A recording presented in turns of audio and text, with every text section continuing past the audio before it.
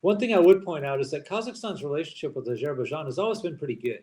Since the Soviet Union fell apart, they really haven't had that many problems. And let me compare this real quickly with Azerbaijan's relationship with Turkmenistan, right? They disputed 3 fields in the Caspian Sea that both of them claimed right about the middle of the Caspian Sea there between both countries. And relations when Haidar Aliyev was the president and Saparmurat Niyazov was the president of Turkmenistan were bad. And it was really this issue that triggered it. And they didn't cooperate very much at all. Kazakhstan never had that problem.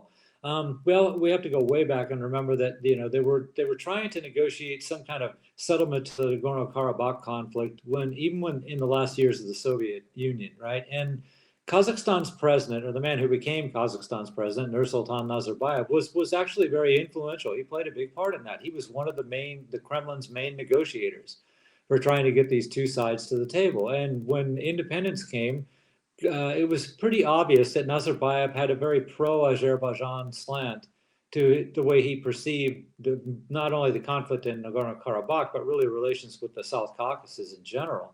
That Azerbaijan was the primary partner for Kazakhstan in the South Caucasus, and that stayed all the time. I mean, to the point where there was a meeting of, I can't remember if it was the CSTO or if it was a CIS meeting or something, but it was going to be hosted in Yerevan like 10 years ago. And Nazarbayev unusually had a cold and couldn't attend it because everyone at least suspected he simply did not want to go to Yerevan. He was very staunchly pro-Azerbaijani in almost everything that was happening in the South Caucasus. So we're not surprised that Azerbaijan and Kazakhstan are good friends now. If anything, what's happened after the Russia launches full-scale invasion of Ukraine has only served to strengthen the relationship between Kazakhstan and Azerbaijan. I mean, they're obviously in communication much more often than they used to be from the top down. I mean, from not just the presidents, but on various levels within the governments on both sides, where they've been meeting to discuss different ways, railways, maritime traffic across the Caspian, trade. Azerbaijan is increasingly a purchaser of Kazakh wheat and grain. So there's a lot of things that a lot of like very, I'm trying to think of the right way to phrase this.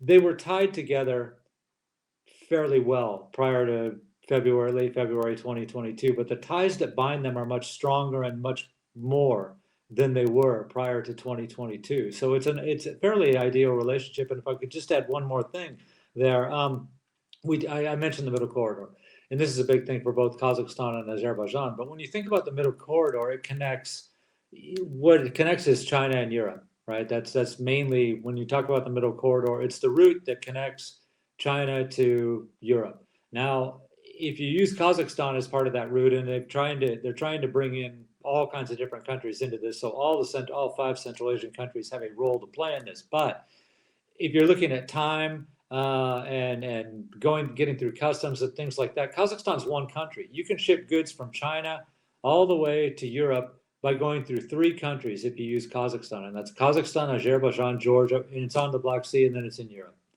So Kazakhstan for Azerbaijan and Azerbaijan for Kazakhstan are key partners because in a lot of ways, it's the simplest route of the middle corridor routes to bring goods back and forth between Europe and China.